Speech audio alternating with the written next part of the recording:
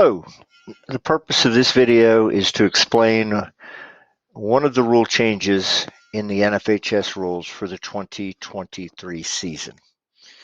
In the rule book, Rule 127 and 128, which defines the field, substitution areas, and coaches box, were changed. Unfortunately, the explanation of this, diagrams and drawings in the rule book were not real clear at the time of publication.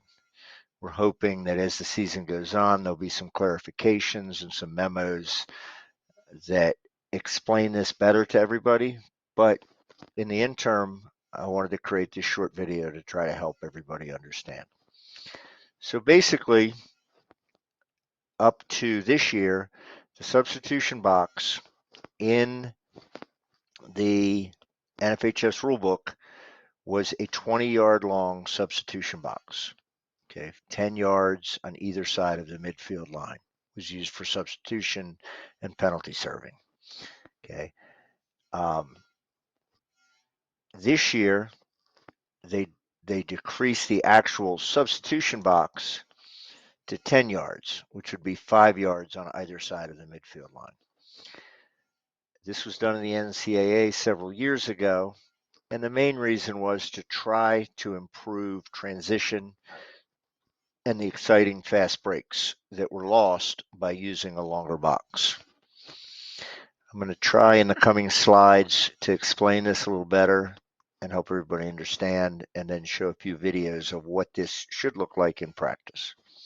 So, one of the problems with doing this is many fields for NFHS teams have already been lined using the older boxes. So if there are lines painted, they may have lines here where the box used to be. Okay, the substitution box. There's no requirement to have lines painted. Okay, all we're going to ask is that you have cones to define the various areas of the substitution and coaching box. Make it easier for your players, yourself, and our officials to be able to monitor this and enforce the rules around it. Okay, so in order to put this together and have a substitution box that works, is easily definable by the players, the coaches, and the officials, we're going to ask, regardless if you have lines painted here or not, that you have a cone 5 yards on each side of the midfield line, right on the sideline, and that will define our substitution box. Optionally, and recommended, you place 2 cones 6 yards from the sideline, 10 yards from the midfield line. And we'll see in a second exactly what this does, defining the team areas. So these are required. Okay, that makes it very easy for the officials to see, the players to see, everybody to know exactly where the box is, regardless of lines. And this will help us manage this whole area.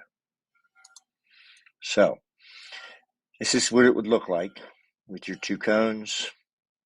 Okay, your 2 cones here, and then we have our players and our coaches. So let's talk for a minute about each area.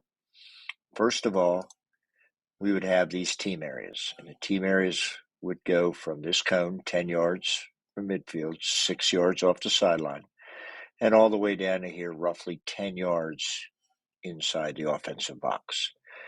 Team players should stay back there, and unless they are on the field or preparing to sub or serving a penalty, they should be behind this cone 6 yards back.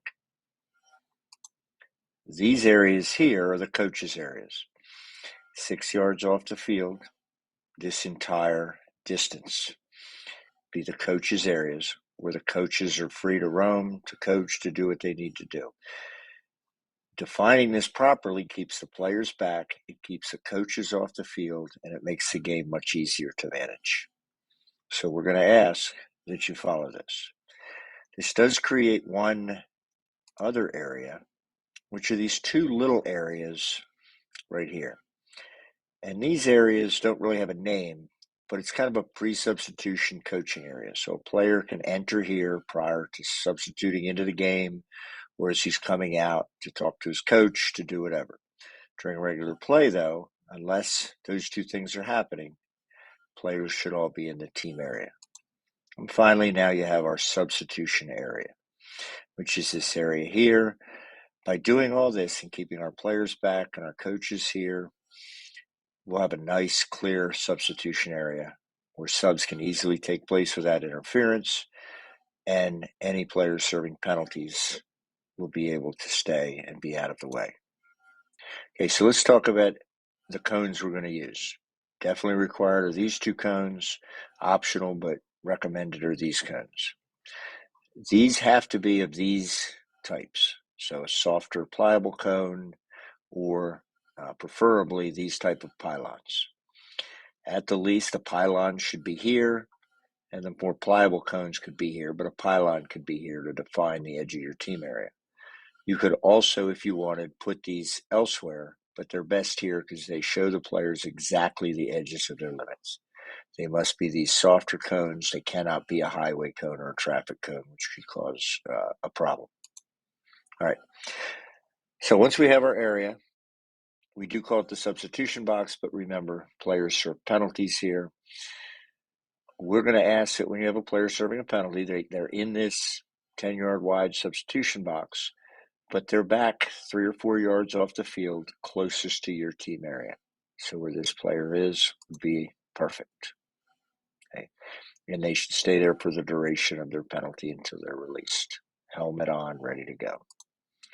All right, let's look for a second at what substituting really looks like with these boxes and how we can have it happen. Okay, remember, we want to keep all non-playing personnel back in here. Keeps the coaching box nice and free, makes it easier for officials to know who's on and off the field, and it prevents interactions and interference between players here. So when we're getting ready to substitute, so let's say this white player is going to run to the box. At that same time, when he gets about here, which is 10, 15 yards off the field, his substitute can come into this small area with the coach just for a second. And then as this player runs up and gets closer, this player can drop into the box. Okay. And then as soon as the player coming off the field is in the box, the other player can run on the field. And then this player will work his way back to the team area. So that should be pretty simple. That's the way substitution should look. Let's take a second and look at the substitution in action in a game. Let's take a quick minute to look at how this all looks. This is off a face-off. As you can see, the box was completely clear at the start of the face-off. These two players are slowly coming in and then subbing in for a player coming off the field. A couple of players stand near the back of the substitution box because they are getting ready to get on. They don't all have to run out of here and be off because they're going to be on the field very shortly. So as you'll see, the white team is now going to finish their substitution. And one more midfielder is going to come on. He enters the box. And he waits for his teammate to come off. And that teammate walks off. And the box is now once again clear. In a game.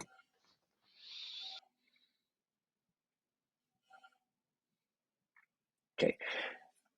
Just to remember, here are some key points we want everybody to remember. These are our areas. If we keep these areas free, we won't have any problem. So we're going to ask coaches a couple things. Please help us have the box area defined by cones, have your team area defined by cones. Teach your players the correct way to use the different areas for substitution. When you're doing rides and clears or you're doing different drills, insist that they do it properly. It'll save you a lot of aggravation during a game. Have your substitution box coach or whoever responsible to keep the box clear and these areas clear and the players back in the team area during the play. Please cooperate with the officials when they ask you to clean up the box. Our referees, as they run by during transition or before a face-off or restarting after a dead ball, are not going to restart till your players are in the right areas. Don't make this a problem. We're trying to work with you to prevent any kind of fouls or violations that impact the game by being proactive and making sure that we manage this. If you have any questions about this, your first person would be JP Bennett, our DIAA rules interpreter. Here's his email. You can also ask myself, the president of the DLOA, and the chief trainer, and here's my email. Feel free to email either of us if you have any questions. Hope you've enjoyed this. Have a great day.